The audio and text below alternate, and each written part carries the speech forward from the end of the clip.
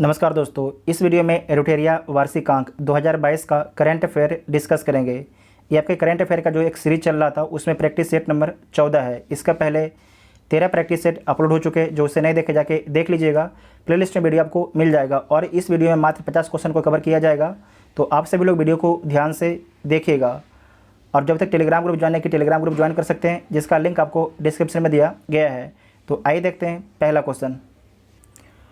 हाल ही में किए गए घोषणा के अनुसार किस अफ्रीकी देश ने 2030 तक बाल विवाह समाप्त करने का लक्ष्य रखा है? तो ये लक्ष्य आपके दक्षिण सूडान के द्वारा रखा गया है, तो सी ऑप्शन ठीक हो जाएगा। बायोटेक्नोलॉजी विभाग के तहत राष्ट्रीय मस्तिष्क अनुसंधान केंद्र द्वारा न्यूरो इमेजिंग डेटाबेस हेतु किस परियोजना की शुरुआत की गई है? तो स्वदेश परियोजना की शुरुआत की गई है। इस क्वेश्चन को दोबारा देखिएगा कि बायोटेक्नोलॉजी विभाग के तहत जो है राष्ट्रीय मस्तिष्क अनुसंधान केंद्र द्वारा न्यूरो इमेजिंग डेटाबेस हेतु किस परियोजना की शुरुआत की गई है? तो स्वदेश परियोजना की शुरुआत की गई है। किस मेट्रो को आवास और शहरी कार्य मंत्रालय द्वारा सर्वश्रेष्ठ यात्री सेवा और यात्री संतुष्टि के लिए सर्वश्रेष्ठ मेट्रो का पुरस्कार मिला है? तो दिल्ली मेट्रो को मिला है। दिल्ली मेट्रो को मिला है। अभी हाल ही में उत्तराखंड के किस उत्पाद को जीआई टैग दिया गया है? तो कुमायूं चूरा तेल को जो है हाल ही में जीआई टैग दिया गया है।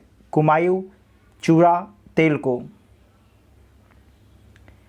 मिस्र में आयोजित विश्व किक बॉक्सिंग चैंपियनशिप में अंडर 14 में किस भारतीय ने पदक जीता है? तो तजामुल इस्लाम ने पदक जीता है। तजामुल इस्लाम ने।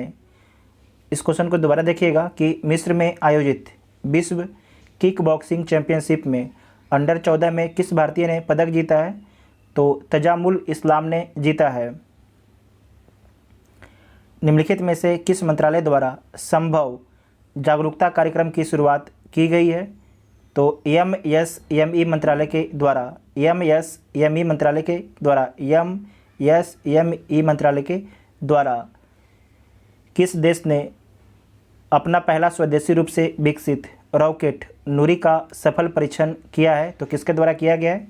दक्षिण कोरिया के द्वारा किया गया है नूरी रॉकेट का सफल परीक्षण। अक्टूबर 2021 में मालदीव में आयोजित सैफ चैंपियनशिप 2021 का खिताब किस देश ने जीता है? तो भारत ने जीता है। नीति आयोग द्वारा जारी सतत विकास लक्ष्य सूचकांक 2020-21 की रिपोर्ट में प्रथम स्थान किस राज्य को प्राप्त हुआ है? तो केरल को पहला स्थान मिला। इस क्वेश्चन को दोबारा देखिएगा। नीति आयोग द्वारा जारी सतत विकास लक्ष्य सूचकांक 2020-21 की रिपोर्ट में प्रथम स्थान किस राज्य को मिला है? तो केरल को पहला स्थान दिया गया है।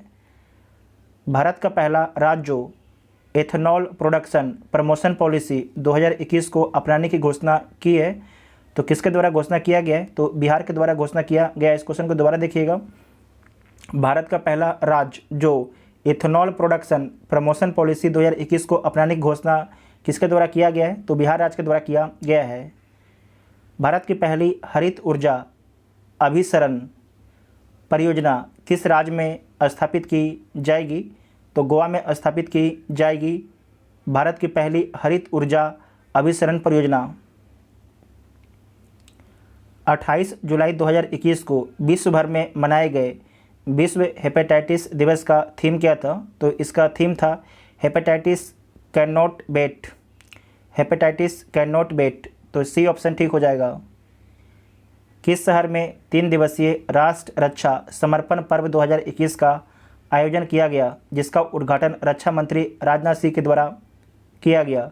तो झांसी में। कहाँ पर? झांसी में। किस शहर में जो है 3 दिवसीय राष्ट्र रक्षा समर्पण पर्व 2021 का आयोजन किया गया, जिसका उद्घाटन रक्षा मंत्री राजनाथ सिंह ने किया? तो झांसी में आयोजन किया गया था। एफआईडीई शतरंज विश्व कप 2021 के विजेता कौन बने हैं?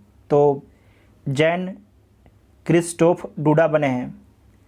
जैन क्रिस्टोफ डूडा बने हैं। वेरी वेरी इंपॉर्टेंट प्रश्न है।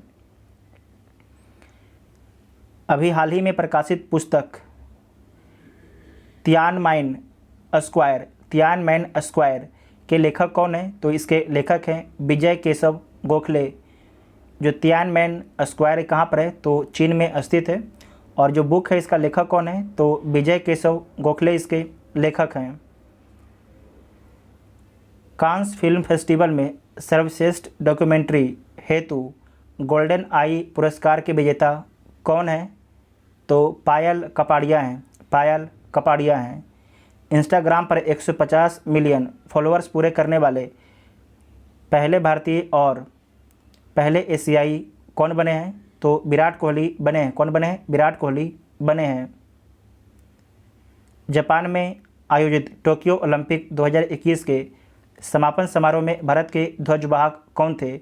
तो समापन समारोह में भारत के ध्वजवाहक थे बजरंग पुनिया। कौन थे? बजरंग पुनिया। भारत सरकार ने संयुक्त राष्ट्र के सहयोग से शांति सैनिकों की सुरक्षा सुनिश्चित करने के लिए कौन सा मंच लॉन्च किया है? तो यूनाइट अवेयर मंच को लॉन्च किया। इस क्वेश्चन को दोबारा देखिएगा कि भारत सरकार ने जो है संयुक्त राष्ट्र के सहयोग से शांति सैनिकों की सुरक्षा सुनिश्चित करने के लिए कौन सा मंच को लॉन्च किया है? तो यूनाइट अवेयर को लॉन्च किया है। खिलाड़ियों और उनके खेल के बीच सही संबंध आपके स्थापित करना है तो स्थापित कर लीजिए। अवनी लेखराज, इनका संबंध किस खेल से है? तो शूटिंग से इनका संबंध है।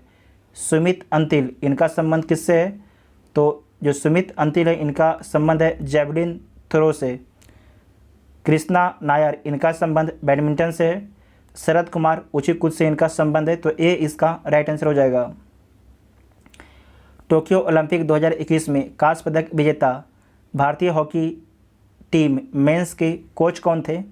तो कोच थे ग्राहम रीड। कौन थे? ग्राहम रीड कोच थे। वेरी इंपॉर्टेंट क्वेश्चन, ये पूछा जा सकता है किसी भी एग्जाम में। किस राज्य या केंद्र शासित प्रदेश में रेड लाइट ऑन गाड़ी ऑफ अभियान की शुरुआत की गई है? तो नई दिल्ली में रेड लाइट ऑन गाड़ी ऑफ अभियान की शुरुआत की गई है। विश्व प्रेस स्वतंत्रता सूचकांक 2021 में भारत कौन सा स्थान पर रहा है? तो भारत को 142वां स्थान मिला है। इस क्वेश्चन को दोबारा देखिएगा। विश्व प्रेस स्वतंत्रता सूचकांक 2021 में भारत को कौन सा स्थान मिला है? तो 142वां स्थान दिया गया है। उत्तराखंड सरकार की किस योजना के तहत कोविड-19 के कारण अपने माता पिता को खो चुके बच्चों को 21 वर्ष की आयु तक पोषण, शिक्षा, रोजगार हेतु प्रशिक्षण की व्यवस्था की जाएगी? तो किस योजना के तहत? तो वात्सल योजना के तहत। वात्सल योजना के तहत। सर्वोच्च न्यायालय ने आर्टिफिशियल इंटेलिजेंस पर आधारित अनुसंधान में न्यायाधीशों की सहायता हेतु कौन सा पोर्टल को लॉन्च किया है? तो सुपेश पोर्टल को लॉन्च किया गया है। सुपेश पोर्टल को लॉन्च किया गया है। 51वां दादा साहब फाल्के पुरस्कार के विजेता कौन है? तो 51वां दादा साहब फाल्के पुरस्कार के विजेता रजनीकांत हैं। कौन है? रजनीकांत हैं। हाल ही में कोलकाता में आयोजित डूरंड कप 2021 का विजेता कौन रहा है? तो एफसी गोवा रहा है। कौन रहा है? एफसी गोवा रहा है। इस क्वेश्चन को दोबारा देखिएगा कि हाल ही में कोलकाता में आयोजित डूरंड कप 2021 का विजेता कौन रहा है? तो एफसी गोवा रहा है। Wild innovator award 2021 wild innovator award 2021 पाने वाली पहली भारतीय और एशियाई महिला कौन बनी है? तो कृति के करंत बनी है। कृति के करंत बनी है। तो बी ऑप्शन ठीक हो जाएगा। निम्नलिखित में से किस केंद्र शासित प्रदेश को हाल ही में टीबी मुक्त घोषित किया गया है? बहुत ही अच्छा प्रश्न है कि निम्नलिखित में से किस केंद्र शासित प्रदेश को हाल ही में जो है टीबी मुक्त घोषित किया गया है? तो लक्षद्वीप को। ठीक है, लक्षद्वीप अरब सागर में स्थित है, भारत का द्वीप है। बिहार सरकार ने मेडिकल एवं इंजीनियरिंग कॉलेजों में महिलाओं को कितना प्रतिशत आरक्षण देने की घोषणा की है? तो 33% आरक्षण देने की घोषणा की है मेडिकल और इंजीनियरिंग कॉलेजों में। वेरी इंपॉर्टेंट प्रश्न है बिहार के एग्जाम के लिए। 1 अक्टूबर 2021 से 31 मार्च 2022 तक वर्ल्ड एक्सपो 2020 का आयोजन कहाँ पर किया गया है? तो दुबई में किया गया है। कहाँ पर? दुबई में किया गया है। इसे दोबारा देखिएगा कि 1 अक्टूबर 2021 से 31 मार्च 2022 तक वर्ल्ड एक्सपो 2020 का आयोजन कहाँ पर किया जा रहा है? यहाँ पर, ठीक है, तो दुबई में किया जा रहा है। कहाँ पर? दुबई में ये किया जा चुका है। तो ए ऑप्शन आपका ठीक हो जाएगा। इटली ने भारत में अपना पहला मेगा फूड पार्क की स्थापना कहाँ की है? तो इटली ने भारत में अपना पहला जो मेगा फूड पार्क है गुजरात में स्थापित किया है। नेपाल स्थित माउंट अन्नापूर्णा को फतह करने वाली पहली भारतीय महिला पर्वतारोही कौन बन गई हैं, उनका नाम क्या है? तो उनका नाम है प्रियंका मोहिते। क्या नाम है? प्रियंका मोहिते। अच्छा प्रश्न है, दोबारा से देखिएगा।